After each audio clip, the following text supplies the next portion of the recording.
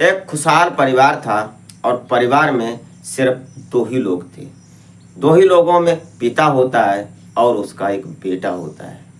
बेटा छोटा था, उसकी माँ जब गुजर जाती है उसके बाद फिर जो बेटा पढ़ाई उसकी आधे पर ही छूट जाती है। उसकी तमन्ना पढ़ने की थी लेकिन वो पढ़ नहीं पाता है।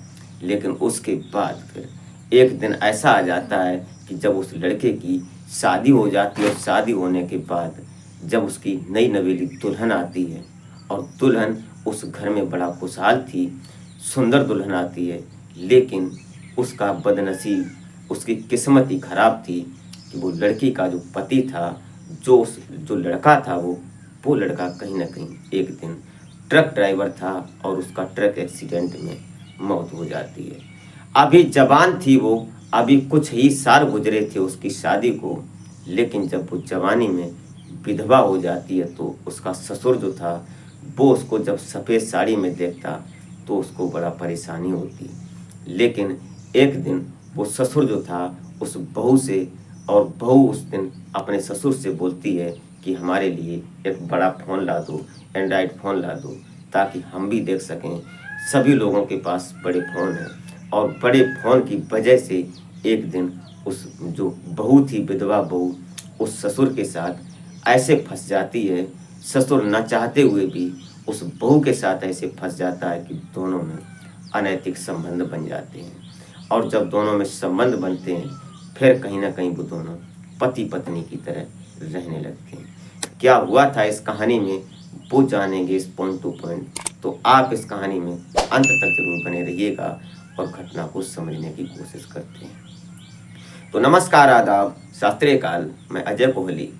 आज की जो सच्ची घटना मैं आपको सुनाने जा रहा हूँ, ये घटना बस आसाम प्रदेश का एक जिला पड़ता है गुवाहाटी, और गुवाहाटी से सटे ही छोटे से गांव में रामनाथ नाम का व्यक्ति रहा करता था और उसका एक बेटा था जिसका नाम कन्हैया था। अब रामनाथ और कन्हैया, कन्हैया की उम्र की बात करें तो 23 साल की उम्र होती है।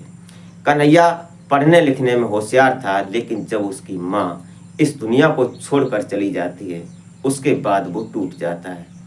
पिता भी मजबूर हो जाता है कि अब बेटे को कैसे पढ़ा पाए, क्योंकि उसको स्कूल जाने के वक्त उसको वो खाना नहीं दे पाता है टाइम से, कपड़े नहीं धो पाता है, मजबूरी आ जाती है उसके सामने।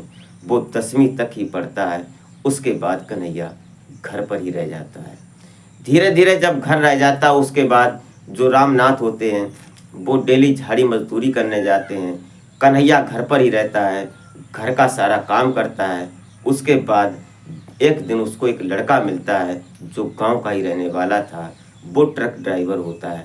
उससे उसकी दोस्ती थी और उसके बाद जब कन्हैया उस लड़के से मिला तो उसने उसके साथ रहने की इच्छा जाहिर की। तो कन्हैया, वो जो ड्राइवर था, कन्हैया को लेकर अपनी गाड़ी पर चला जाता है रामनाथ से पूछकर। कुछ साल, कुछ महीने उसके साथ रहता है। अभी उम्र उसकी ज़्यादा थी नहीं, इसलिए उसको लगभग 1 साल गुजर जाता है। फिर जाकर कहीं ना कहीं कन्हैया ड्राइवर बन जाता है ट्रक का। और ट्रक का ड्राइवर जैसे बनता है तो 18 साल पूरे होते ही उसको जो लाइसेंस बनाना होता है व्हीकल का, उसको बनवाता है। और उसके बाद फिर वो खुद की गाड़ी चलाने लगता है। उसी कंपनी में वो ड्राइवर उसको गाड़ी दिलवा देता है। अब कन्हैया भी अपनी ड्राइवरी खुद करता है, ड्राइविंग करता है। लगभग 4-6 महीने गुजर जाते हैं, समय का सिलसिला आगे चलने लगता है और रामनाथ इधर परेशान थे क्योंकि अकेले थे। बेटा भी ड्राइवर हो गया, पैसा कमाता है, लेकिन घर में जो खुशियाँ होनी चाहिए वो तो नहीं थी। इसलिए एक दिन अपने बेटे को फ़ोन पर बताता है कि ऐसा करो, अब तुम शादी कर लो, जब घर में बहू होगी तो मुझे टाइम से रोटी मिल जाएगी। इधर कन्हैया था, वो भी बोलता है कि हाँ ठीक है पापा, देख लो अगर कोई लड़की मिलती है, मैं शादी करने को तैयार हूँ। रिश्तेदारों से बोला रामनाथ ने, और इधर उधर से उन्होंने सेटिंग वेटिंग की और एक लड़की की शादी की बात हो जाती है। कुछ दूरी पर गांव था, वहाँ से मालती नाम की लड़की से उसकी शादी फिक्स हो जाती है। और शादी जब होती है तो मालती देखने सुनने में बेहद खूबसूरत थी। अब उसकी खूबसूरती को देखकर कहीं ना कहीं कन्हैया अपने आप को धन्य समझने लगा और जितनी खूबसूरत मालती थी उससे खूबसूरत उसके विचार भी थे। लेकिन अब मालती शादी होकर नई नवेली दुल्हन बनकर घर आ जाती है। मालती की उम्र की बात की जाए तो अभी वो 20 साल की थी। 23 साल का कन्हैया था और 20 साल की मालती, दोनों की शादी हो जाती है। खुशहाल खुशनुमा जिंदगी वो रात और वो समय पल गुजारता है मालती के साथ। लगभग 2 महीने तक घर पर ही रहता है और मालती को पूरा वक्त देता है। इसके बाद कन्हैया एक दिन अपने मालती से और अपने पिता के सामने शाम को खाना होता है तो बोलता है कि अब पिताजी गाड़ी पर चला जाएं, क्योंकि अब पैसे की थोड़ी शॉर्टेज होने लगी है, शादी में भी खर्चा हुआ है और कुछ अर्थव्यवस्था हमारी कमज़ोर तो थी ही। तो पिता बोलते हैं कि हाँ चले जाया करो, और गाड़ी का चक्कर लगभग 8 दिन में 10 दिन में लग जाता है। फिर अपने घर घूम लियो, एक दिन एक रात अपने घर रुक जाओ, उसके बाद फिर गाड़ी पर चले जाओ। और ऐसे ही करके कन्हैया का विचार बन जाता है।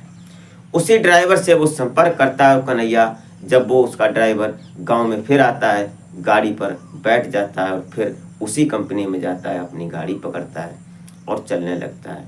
लगभग अभी 7-8 महीने ही गुजरे थे और वो ड्राइविंग कर रहा था, तभी अचानक गुवाहाटी की खाड़ियों में उसकी गाड़ी के ब्रेक फेल हो जाते हैं।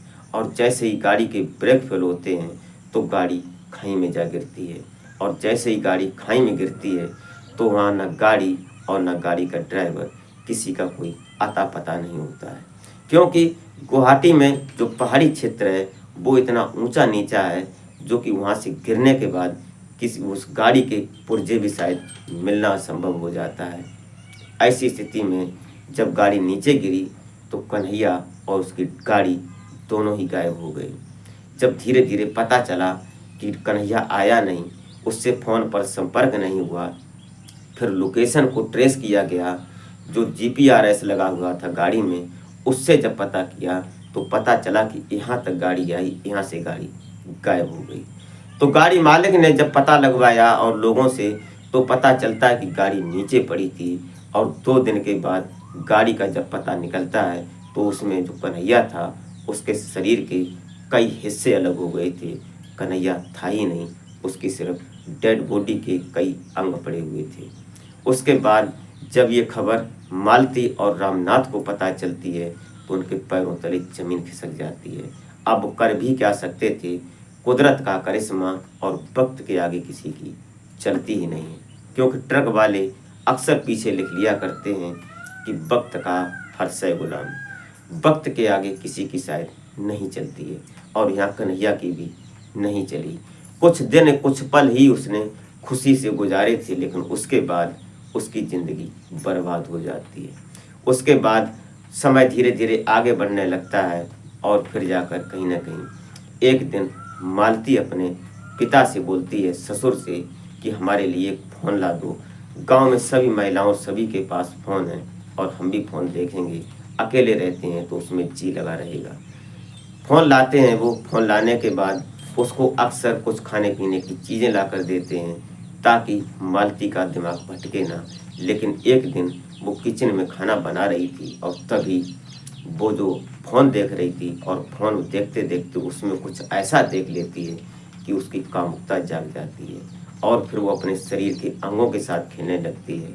और तभी अचानक रामनाथ किचन में जा रहे थे खाने के लिए, कुछ लेने के लिए, तो उन्होंने उसको आपत्तिजनक स्थिति में देख लिया। और मालती ने भी जब देख लिया कि हमारे ससुर ने मुझे देख लिया है, तो कहीं ना कहीं वो डर सहम सी जाती है।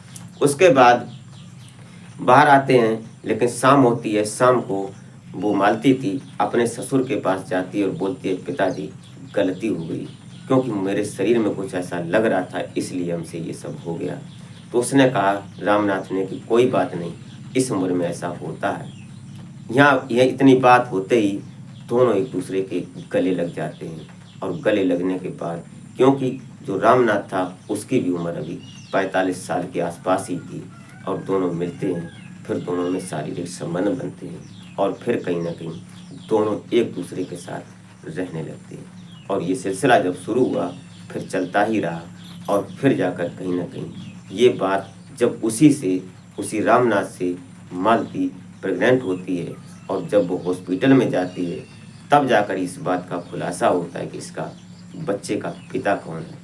तो वहाँ बताना पड़ता है कि इस बच्चे का पिता कोई है ही नहीं, उसका पिता जो है वो उसका ससुर ही है। दोस्तों इसके बाद फिर बात ओपन हो जाती है हॉस्पिटल के माध्यम से।